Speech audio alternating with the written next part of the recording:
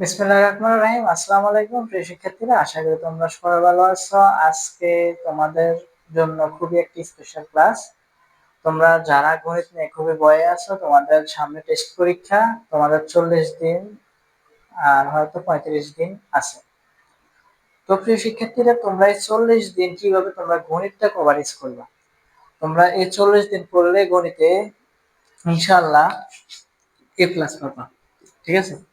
কিভাবে তোমরা পাবে, এটার জন্য আমি টেস্ট এক্সাম ম্যাথ একটা রোডম্যাপ করেছি এবং তোমাদেরকে কিছু সাজেশনমূলক কথা বলবো এবং কিভাবে তোমরা তোমাদের পরীক্ষার জন্য পুরোপুরি একটা প্রিপারেশন নিতে পারো সে সম্পর্কে একটা গাইডলাইন দেবো। ঠিক আছে? যেহেতু আমি দীর্ঘ প্রায় 4 থেকে 5 বছর শিক্ষকতা করলাম এবং দীর্ঘদিন বাচ্চাদেরকে পড়াইছি। তো তোমরা সাধারণত দেখো যে আমি কিভাবে তোমাদের বইয়ের অধ্যায়গুলো সাজিয়ে রেখেছি। ঠিক আছে? তো যারা একেবারে দুর্বল ক্যাটাগরির স্টুডেন্ট, তাদের জন্য এই জিনিসটা সহজ। ঠিক আছে? সেট ফাংশন এবং পরিসংখ্যান, তারা এই অধ্যায় এই দুটো জিনিস থেকে কিন্তু 30 মার্ক কালেক্ট করতে পারে। ঠিক আছে? পরিসংখ্যান থেকে 20 মার্ক অবশ্যই কালেক্ট করতে পারে। পরিসংখ্যানে কি আছে স্যার? পরিসংখ্যানে ক নাম্বার আসবে প্রচুরক নির্ণয় করো বা প্রচুরক শ্রেণীর মধ্যবিন্দু নির্ণয় করো। খ নাম্বারে একলা আসবে সংযুক্ত পদ্ধতির গড় নির্ণয়, মধ্যক নির্ণয়, প্রচুরক নির্ণয়।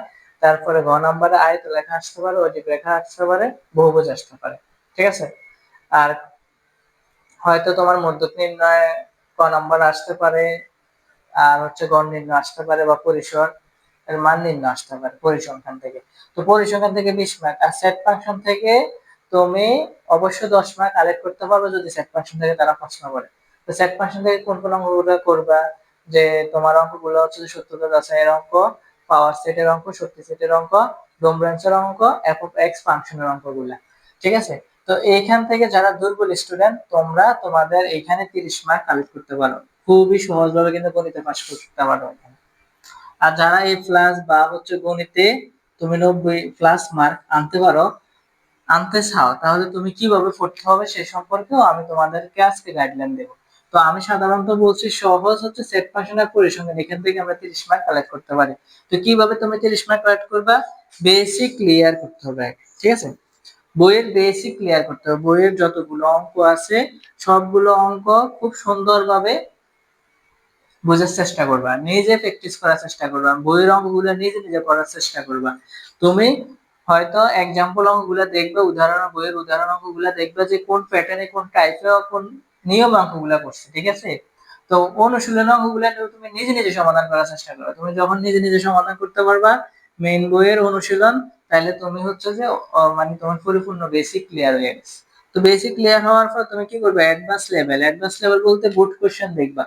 25 সাল, 24 সাল, 23 সাল, 22 সালের যে বোর্ডের বিগত 5 থেকে 10 বছরের বোর্ড কোশ্চেন গুলা, প্রশ্নগুলো অ্যানালাইসিস করবা, প্রশ্নগুলো দেখবে। এখান থেকে সিকিউ, সৃজনশীল দেখবে, এমসিকিউ দেখবে, এফকিউ দেখবা। এগুলা সলভ করার চেষ্টা করবা মেইন বই ক্লিয়ার করে। সেট ফাংশন এবং পরিসংখ্যান যারা খুবই দুর্বল স্টুডেন্ট, তাদের জন্য এখানে ফার্স্ট মার্ক করার জন্য তুমি যদি 5 দিন প্রিপারেশন নাও, 5 দিন এই অধ্যায়ের জন্য তুমি সময় দাও, তাহলে তুমি এই অধ্যায় সম্পূর্ণ ক্লিয়ার হয়ে যাবে। ঠিক আছে? আর মাঝামাঝি বীজগণিত এবং বৃত্ত। দেখো বীজগণিতের অঙ্কগুলা খুবই খুবই বইয়ের অঙ্কগুলো খুবই সহজ, বাট তুমি উদ্দীপক যদি সলভ না করতে পারো তোমাকে একটু ঘুরিয়ে দিবে। হ্যাঁ, তোমাকে অনেক সৃজনশীলতা বীজগণিত অঙ্কের মধ্যে দেখাতে হবে। তুমি চিন্তা ভাবনা করে তুমি উদ্দীপক সমাধান করতে পারলে তুমি বীজগণিত অঙ্কগুলো পারবা, ক পারবা, খ পারবা, গ পারবা। এই কারণে এটা মাঝামাঝির মধ্যে রাখছি। ঠিক আছে? তো বীজগণিতের অধ্যায় 3.1, 3.2, বীজগণিত অনুপাত, সমানুপাত, এই অঙ্কগুলা আসবে। ঠিক আছে? এই অঙ্কগুলো আসবে। আর এখানে মাঝামাঝি রাখছে বৃত্ত। বৃত্ত আমাদের উপপাদ্য আছে, সম্পাদ্য আছে, এগুলো যদি তুমি অধ্যায়টা যদি ভালো করে পড়ো, ইনশাআল্লাহ এখান থেকে তুমি কিন্তু 20 মার্ক কালেক্ট করতে পারবে। এখান থেকে 20 মার্ক কালেক্ট করতে পারবে। ঠিক আছে? তো 20 আর এখানে 30, 50 মার্ক তোমার হয়ে গেছে। আর তোমার 90 হওয়ার জন্য লাগে 40 মার্ক। তো 40 মার্ক তুমি কোথা থেকে কালেক্ট করবা? তো এইখানে দেখো ত্রিকোণমিতি আর পরিমিতি। ত্রিকোণমিতি পরিমিতি কঠিন, যে এগুলা দেখলে বাচ্চারা ভয় পায়। স্যার ত্রিকোণমিতি, ওরে বাপ রে বাপ, এগুলা আবার কি? সাইন, কোসেক, কসেক, কটটেক, তারা করতে চায় না। ঠিক আছে? 9.1, 9.2, তারপর পরিমিতি। তো তুমি বেসিক, মানে বেসিকে তো তোমার হচ্ছে ফাউন্ডেশন, তোমার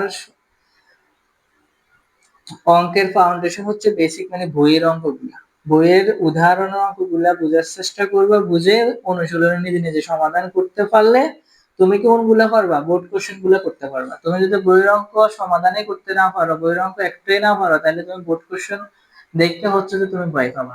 হ্যাঁ, তুমি পড়াশোনাকে পাথর মনে করবা, পড়াশোনা অনেক কঠিন মনে করবা, অঙ্কে করবে না, অঙ্ক দেখলে ভয় পাবা, ঠিক আছে?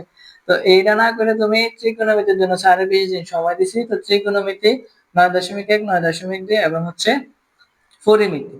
এবং এখানে আমি যে তিনটা টাইপ লিখলাম, প্রথম, দ্বিতীয়, তৃতীয়, আমি প্রত্যেকটা অধ্যায়ের জন্য 10টি করে যদি সাজেশন অঙ্ক দিই, তাহলে তোমাদের পরীক্ষা ইনশাল্লাহ ওই 10টা অঙ্ক থেকে তোমাদের পরীক্ষা অঙ্ক আসবে। প্রত্যেকটা অধ্যায় থেকে 10টি করে অঙ্ক কম, মানে তোমাদেরকে সাজেশন দিতে পারবো। তো তোমরা যদি সাজেশন পেতে চাও তাহলে কমেন্ট করবা, এবং হচ্ছে যে ওই সাজেশন ভিত্তিক যদি ক্লাস দেখতে চাও তাহলে হচ্ছে যে আমাকে কমেন্ট করে বলবা। এবং হচ্ছে তোমাদের ইউটিউবে অনেক বড় একটা অনলাইন প্ল্যাটফর্ম এডুকেশনাল, এটাতে অ্যাভেলেবেল হিউজ পরিমাণ ক্লাসের কোনো রিসোর্সের কোনো অভাব নাই।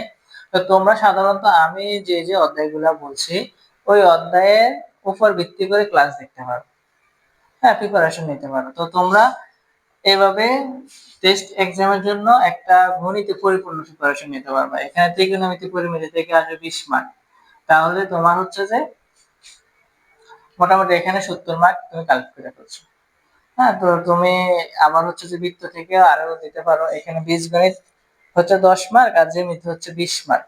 জ্যামিতি থেকে 20 মার্ক আসবো, তাহলে তোমার হচ্ছে 30, আর এখানে 30, 60, আর এখান থেকে তুমি 20 মার্ক দিতে পারো, তাহলে 80 মার্ক।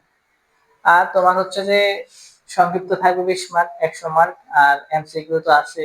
তো এগুলো সব মিলে তোমরা পরীক্ষার মধ্যে একটা ভালো কিছু করতে পারবে তুমি যদি এই রোড ম্যাপটা অনুসরণ করে প্রিপারেশন নাও।